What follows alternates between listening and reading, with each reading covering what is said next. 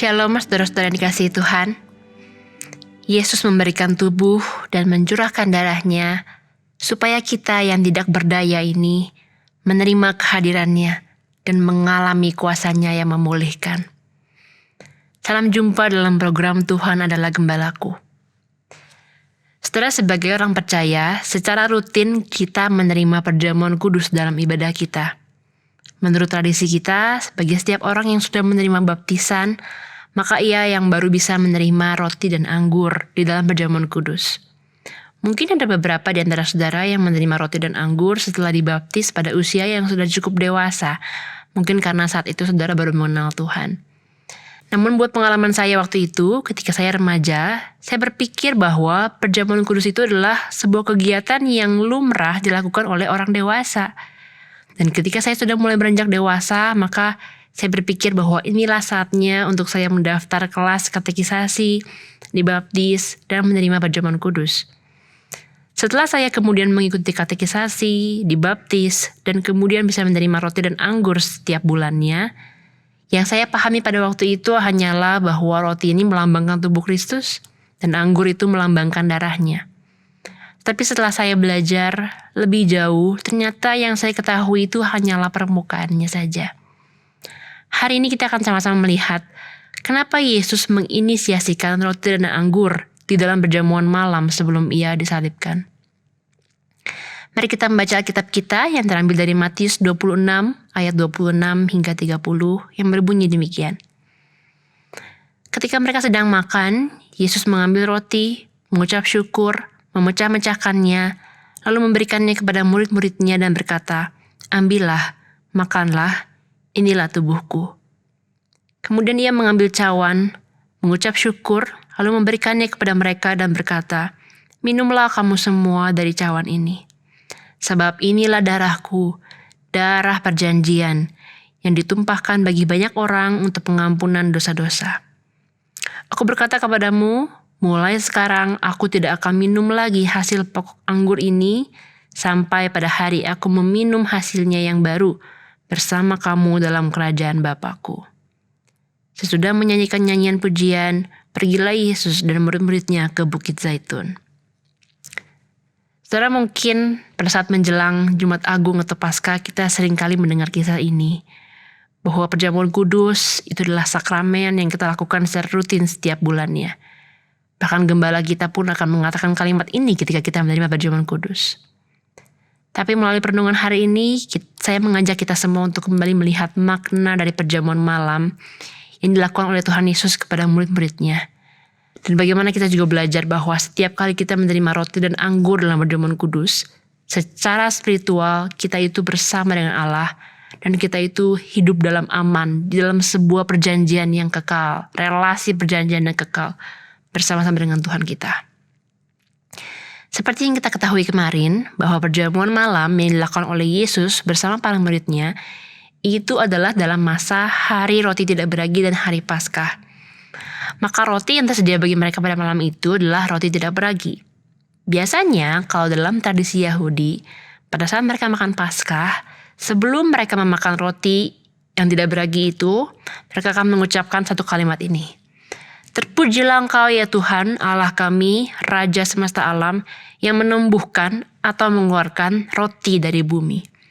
Kebiasaan ini terus dilakukan oleh orang Yahudi, bahkan diajarkan kepada anak-anak sejak mereka kecil. Ini adalah kalimat yang terus-menerus menempel di kepala anak-anak sampai mereka dewasa, bahwa ini adalah kalimat yang perlu diucapkan pada saat mereka makan Paskah. Memang tidak diberitahukan kepada kita apakah Yesus ada mengucapkan kalimat ini sebelum mereka makan roti. Tetapi satu hal yang kita ketahui, setelah Yesus ambil roti, ia memecah-mecahkannya dan ia mengucapkan syukur. Dan kata mengucapkan syukur sini di dalam bahasa Ibrani-nya berbunyi eucharistesas, yang menjadi asal kata Eucharist, sebagai kata dalam bahasa Inggris yang sering dipakai untuk menandakan perjamuan kudus selain daripada communion. Setelah Yesus mengucapkan syukur, Yesus berkata, "Ambillah, makanlah, inilah tubuhku." Bagi para murid pada waktu itu tentu saja ini mungkin mengagetkan bagi mereka, karena ini merupakan kalimat tambahan yang baru pertama kali mereka dengar. Yang dari sejak kecil mereka hanya bisa menemukan kalimat yang tadi. Dan kalimat yang Yesus katakan, ambillah, makanlah, inilah tubuhku, itu kalimatnya tidak pernah mereka temukan sebelumnya dari tradisi Yahudi yang mereka lakukan selama ini. Kemudian Yesus juga mengambil cawan anggur, ia juga mengucap syukur atasnya, dan memerintahkan para murid untuk minum dari satu cawan yang sama, yang dinyatakan oleh Yesus sebagai darahnya. Melalui minum anggur, murid-murid itu dirasa secara pribadi apa yang disimbolkan dengan darah Yesus. Dan melalui minum dari cawan yang sama, para murid juga mengalami apa yang disimbolkan dengan tubuh Kristus. Ketika Yesus mengatakan bahwa inilah darahku, Yesus itu menyatakan bahwa inilah darah perjanjian yang ditumpahkan bagi banyak orang untuk pengampunan dosa-dosa. Dalam perjanjian lama, seperti tercatat dalam Keluaran 24 ayat 8, ketika Musa hendak menerima firman dari Tuhan dan meneruskan firman itu kepada bangsa Israel, Musa itu mengambil darah dari lembu-lembu yang menjadi korban keselamatan. Kemudian menyiramkan darah itu pada bangsa Israel dan mengatakan, inilah darah perjanjian yang diadakan Tuhan dengan kamu berdasarkan segala firman ini.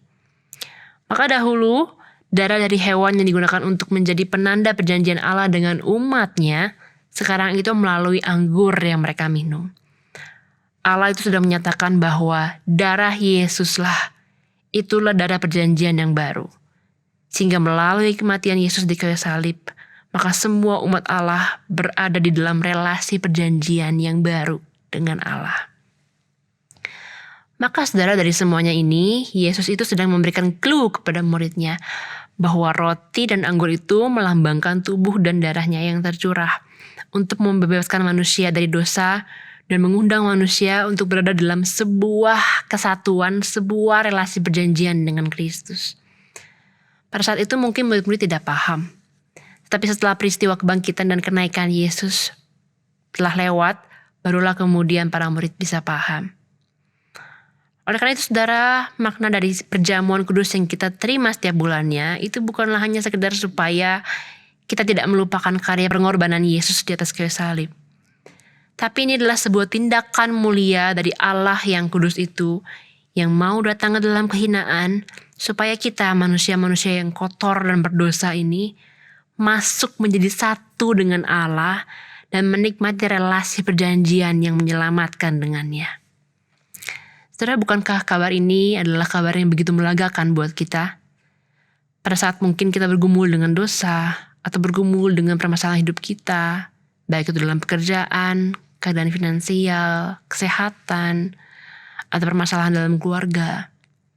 Semua itu Tuhan nyatakan bahwa melalui perjamuan kudus, kesatuan kita dengan Kristus di dalam relasi perjanjian itu mampu memberikan penghiburan dan pemulihan di dalam hidup kita yang penuh dengan sengsara di dunia ini. Biarlah setiap kali kita menerima perjamuan kudus, kita diingatkan secara spiritual, Kristus itu hadir di sana. Ia mengundang kita untuk bersekutu dengan Dia dan mengalami seluruh anugerah dan kebaikannya yang Tuhan ingin limpahkan kepada kita. Sehingga setiap kali kita hendak menerima perjamuan kudus, ataupun setelah kita memakan roti dan meminum anggur, hati kita itu kembali dipuaskan. Jiwa yang lesu itu kembali menemukan jalan pulang. Dan itulah yang Yesus lakukan bagi kita. Karena besar kasih-Nya pada kita. Mari kita berdoa. Ya Tuhan, kami bersyukur untuk roti dan anggur yang setiap bulannya kami terima. Kami menyadari bahwa ini bukan hanyalah sebuah ritual keagamaan, bukan pula hanya sebagai kewajiban kami sebagai orang Kristen yang kami melakukannya setiap bulan. Tetapi Tuhan, karena ada sebuah relasi perjanjian yang Tuhan inginkan bagi kami untuk kami nikmati dalam relasi itu bersama dengan Tuhan. Oleh karena itu Tuhan, biarlah Engkau yang menolong setiap kami. Bangunkan setiap kami, ingatkan setiap kami, agar setiap kali kami menerima roti dan anggur dalam perjamuan kudus, kami bersama-sama menikmati kehadiran Kristus di tengah-tengah kami. Dan kami menikmati relasi perjanjian itu bersama-sama dengan Tuhan, yang menghibur dan menguatkan kami dalam kami menjalani pergumulan dalam dunia ini. Terima kasih Tuhan untuk tubuh-Mu dan darah-Mu yang tercurah bagi kami. Sehingga kami tahu bahwa hidup kami dalam Tuhan adalah hidup yang aman sentosa. Terima kasih Tuhan untuk kebaikan-Mu. Hanya dalam nama Tuhan Yesus kami berdoa, kami ucap syukur. Amin.